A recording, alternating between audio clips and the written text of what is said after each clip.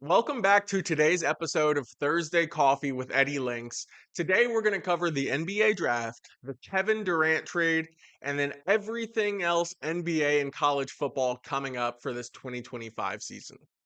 The Houston Rockets gave up their entire franchise, the entire future of their franchise, for Kevin Durant. They gave up Jalen Green, Dylan Brooks, the number 10 overall draft pick in the upcoming draft, and five second round draft picks. Five human beings in the second round the Houston Rockets gave up for Kevin Durant, who is far past his prime. What does this mean? This means that the Houston Rockets are in win now mode. Not only win now, they are in win next year or bust mode. After next year, the Houston Rockets will have everything that they need to, are in win now mode. Not only win now, they are in win next year or bust mode. After next year, the Houston Rockets will have everything that they need to complete it. In 2 years from now, you can't expect Kevin Durant to be the number one option on your basketball team. So, with that being said, in order to win a championship, the Houston Rockets need Reed Shepard, their first round draft pick from last year, to be fantastic and to make a leap into his second year. They need Kevin Durant to be the Kevin Durant that he once was. They need team chemistry, and Ime Udoka needs to just keep being the best head coach in the entire NBA.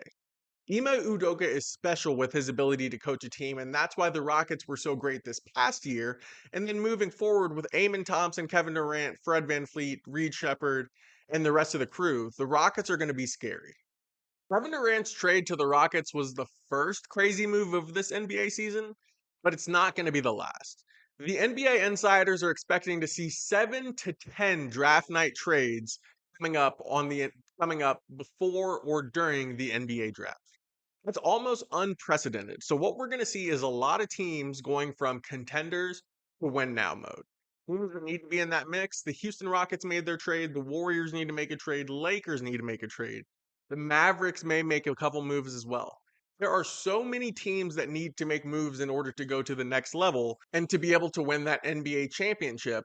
And the Mavericks set the standard. The Mavericks chasing an NBA title with the Anthony Davis trade set the standard for everything that you're going to see during the upcoming NBA draft. When the Mavericks went win now mode and the Lakers went win now mode, that caused everybody else who doesn't have a young core. Basically, if you're not the Cleveland Cavaliers or Oklahoma City Thunder, every other team is breaking up what they have and they're going out to go get championship pieces now.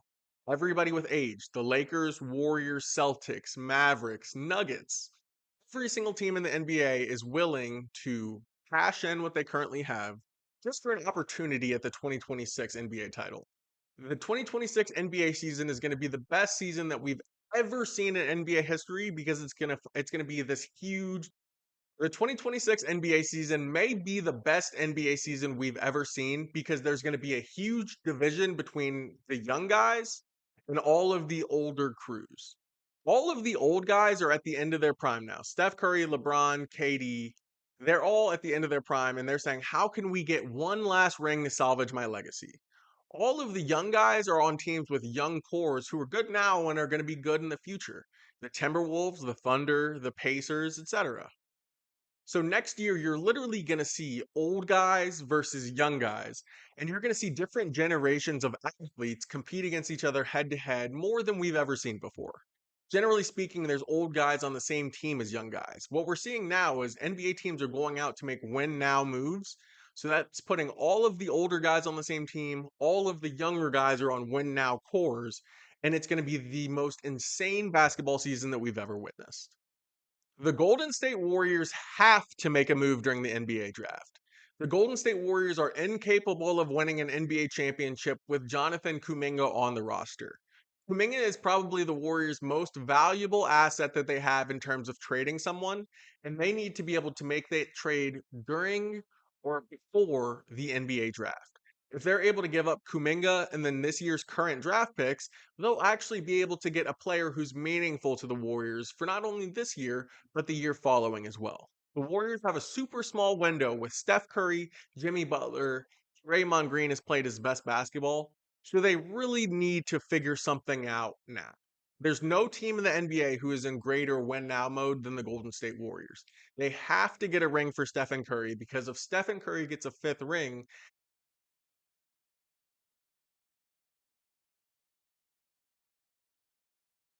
there's no team in the NBA who is in greater win now mode than the Golden State Warriors.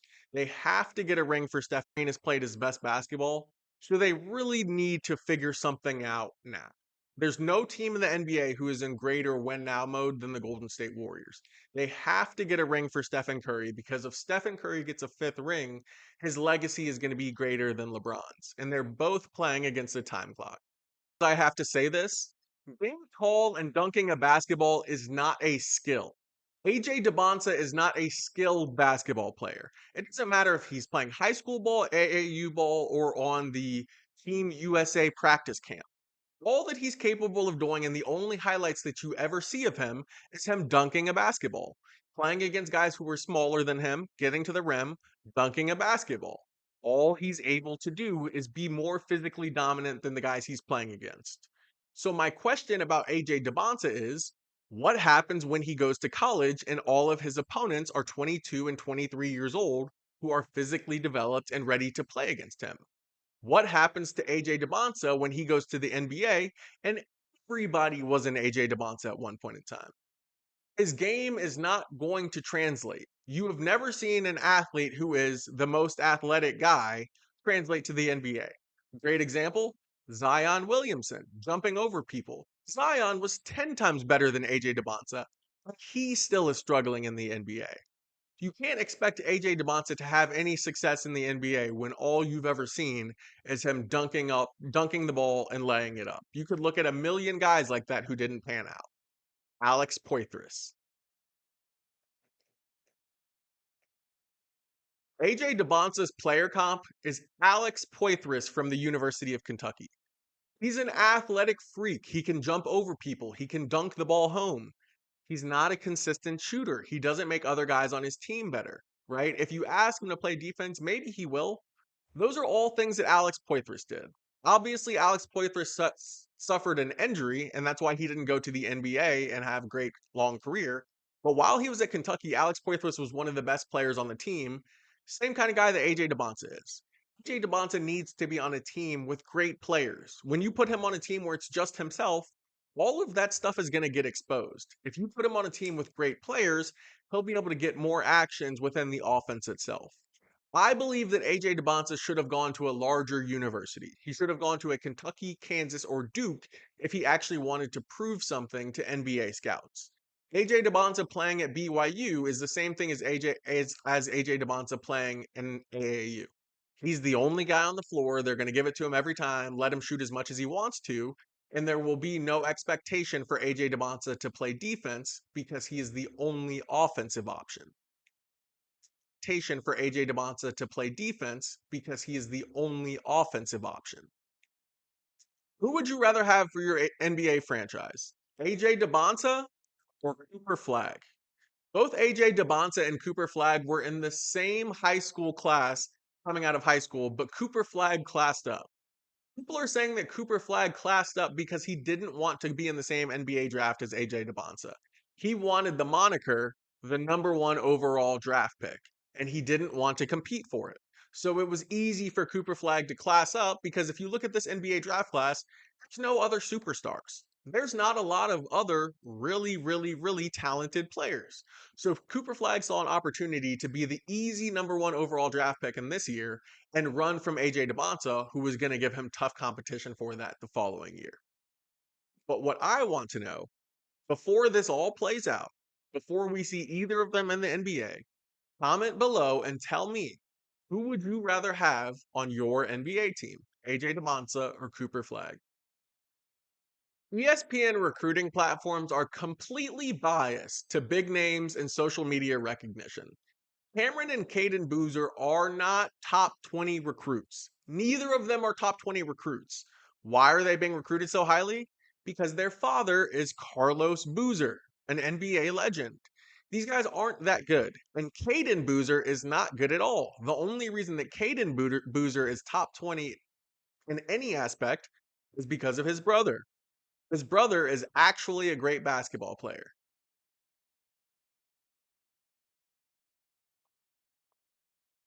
Cameron Boozer actually has the size to be an NBA player. He's 6'9", he's built like his dad, and that's going to be able to translate to the league. When you look at Caden Boozer, he's 6'4". That means that he's 5 inches shorter than his brother, 5 or 6 inches shorter than his dad. He's undersized within the family. He's not recruited as highly. He's not as good as basketball because that should be a power forward. He's just an extremely undersized power forward. Just because you put the basketball in his hands and tell him to bring it up the court doesn't make him a point guard. Hayden Boozer's game is not ready for Duke at all, and it's not ready for the NBA and college basketball. Hayden Boozer should be at a mid-major college program playing basketball, developing his game, and getting ready to stay there for 4 or 5 years.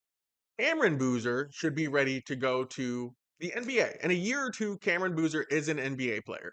Will he go to the NBA first year? I don't think so. Cameron Boozer has a lot of deficiencies with his game as well, but he's a lot better than his brother Caden. The biggest spotlight for this college football season is on Carson Beck. Carson Beck transferred from SEC Georgia to the University of Miami, who is notorious for having good football teams all along the way and not producing good quarterbacks. Especially now, the University of Miami plays in the ACC. They haven't developed good quarterbacks while they've had talent there for the last 15 or 20 years. Every single year, they've had talent at that position.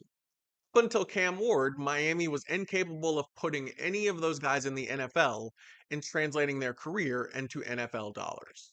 So when you look at Carson Beck, what would make you want to go from an SEC powerhouse where you were the starting quarterback for 3 years in a row on one of the best teams in the country, and now you want to transfer to the University of Miami? When Carson Beck first transferred there, he transferred for his girlfriend. He's no longer there for his girlfriend, so my question begs, Carson Beck, do you still want to be a Miami Hurricane or do you wish that you had stayed at Georgia? Making decisions irrationally and based off of emotion at this point in your career isn't smart. College kids need agents. Carson Beck needs an agent who should have told him, son, stay at Georgia. You're already at one of the best programs in the country, getting the spotlight that you need to become an NFL player.